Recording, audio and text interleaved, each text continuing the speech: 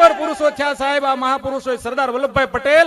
ભારત અને તમને જો ગમે, તમને તમારા કુળનું ગૌરવ હોય, જેને પોતાના કુળની વાત સાંભળીને હૈયાનો આવે મોજ, એને ગણવો રણનો રોજ, ઓલો હાચું હોરઠિયો ભણે.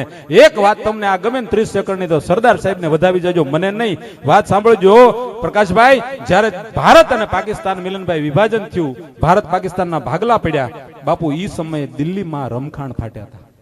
અને સરદાર વલ્લભભાઈ પટેલ ભારતના પ્રથમ ગૃહપ્રધાન હતા. સાંભળજો, સરદારને લોખંડી પુરુષ શું કામ કહેવાય? એક 30 સેકન્ડનો પ્રસંગ કેવો છે અત્યારે, જ્યારે આ પર્વ ચાલે છે ત્યારે સરદાર વલ્લભભાઈ પટેલ જે ભારતના પ્રથમ ગૃહપ્રધાન બન્યા, અને ખૂબ કામ હતું, પકાભાઈ થાકી અને રાતે 10:30 વાગે સરદાર વલ્લભભાઈ પટેલ પોતાના ઓરડામાં લાંબા થયા, પલંગ ઉપર સૂતા. તમે થાક્યા પાક્યા 11 વાગે આવ્યા હોય અને તમારી પાસે કોઈ કામ લઈને આવે, તમે શું કહો? ભાઈ ઈ કાલ જોઈ લેવું. દિલ્હીમાં ભારત પાકિસ્તાનના ભાગલા પડ્યા પછી અંદરો અંદર કોમવાદ થયો તો, હામે એકબીજા ઉપર હુમલા થતા હતા. રાતના 11 વાગે સરદાર વલ્લભભાઈ પટેલ કામથી થાકીને હુઈ ગયા હતા. હવે સાંભળજો, રાતે 11 વાગે કમિશનર સાહેબ આવ્યા, અને કમિશનર સાહેબે આવી અને સરદારના દીકરી મણીબેનને એમ કીધું કે તાત્કાલિક મારે પટેલ સાહેબને મળવું પડશે. સાહેબ તાત્કાલિક મારે પટેલ સાહેબને મળવું પડશે. સાહેબ જેનો બાપ થાકીને આવ્યો છું, સરદાર સરદાર શું કામ કહેવાય એની વાત કરું. સરદાર આમ ખાટલા ઉપર લાંબા થયા અને દીકરી મણીબેન આવીને કીધું, બાપુ કમિશનર આવ્યા છે, મળવા માંગે છે, ચહેરા ઉપરથી લાગે છે કે તાત્કાલિક મળવું પડશે. સડાક દઈને સાહેબ સરદાર વલ્લભભાઈ પટેલ એમ નહોતું કીધું કાલે આવજો એમ.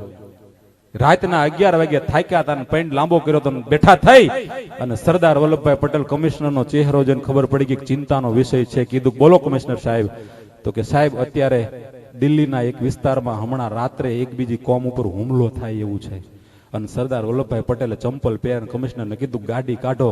અને ત્યારે સરદાર વલ્લભભાઈ પટેલને કમિશનરે એમ કીધું, સાહેબ તમે તો કે મારી ચિંતા કરોમાં, તમે બંદોબસ્ત કરો અને હું મારી ગાડી લઈને આવું છું. મિત્રો, અત્યારે તમે કોઈ પણ રજૂઆત કરજો, તમને ખબર પડે આ સરદાર પટેલ હાદોળો હાવજ કેમ કહેવાય. જે હુમલો થવાનો હતો ત્યાં રાતના 11:30 ચોકમાં ઉભા રહીને એમ કીધું હતું કે આ ઝવેર પટેલનો દીકરો વલ્લભ પટેલ તમારી ભેગો ઉભો છે, કોની તાકાત છે કે જોઉં છું તમારી ઉપર હુમલો કરી શકે. સાહેબ રાતના 11:30 દિલ્હીના ચોકમાં ઉભા રહીને હાદોળા હાવજ એમ કીધું હતું કે આ સરદાર પટેલ વલ્લભ પટેલનો દીકરો, આ ઝવેર પટેલનો દીકરો વલ્લભ પટેલ તમારી સામે ઉભો છે. ચોકમાં રાતે 11:30 દિલ્હીમાં બંદોબસ્ત કરીને એમ કીધું તું કોણ હુમલો કરે છે હું જોઈ લઉં.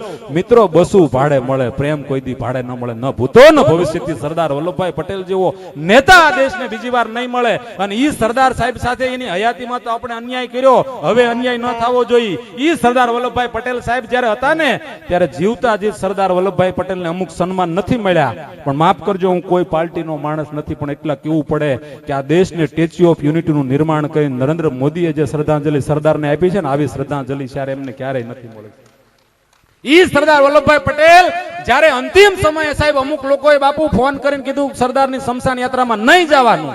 સાંભળજો, કાળજુ ખોલીને સાંભળી લેજો, સરદાર વલ્લભભાઈ પટેલની સ્મશાન યાત્રામાં જવાની ના પાડી હતી.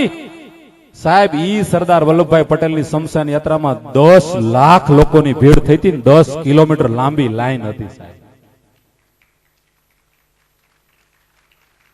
10 કિલોમીટર લાંબી લાઈન બાપુ, અને 10 લાખ લોકો ભેગા થયા. અને ભારતના પ્રથમ રાષ્ટ્રપતિ રાજેન્દ્ર પ્રસાદ જ્યારે સરદાર વલ્લભભાઈ પટેલની ચિતા ખડકાણી ને ત્યારે માઇક લઈને એટલું બોલ્યા કે અગ્નિ છે ને એ સરદારના શરીરને બાળી શકશે, પણ દુનિયાનો એક પણ અગ્નિ સરદારની કીર્તિને નહીં બાળી શકે. આજ સરદારની કીર્તિ આભે આંબી સ્ટેચ્યુ ઓફ યુનિટી જોઈ લો. સાહેબ વીર વલ્લભ વેણુ અને શિર નમો સરદાર. આઝાદી આપતો ગયો બાપ, ઈ તો કણબીનો કુમાર. આઝાદી આપતો ગયો બાપ, ઈ તો કણબીનો કુમાર.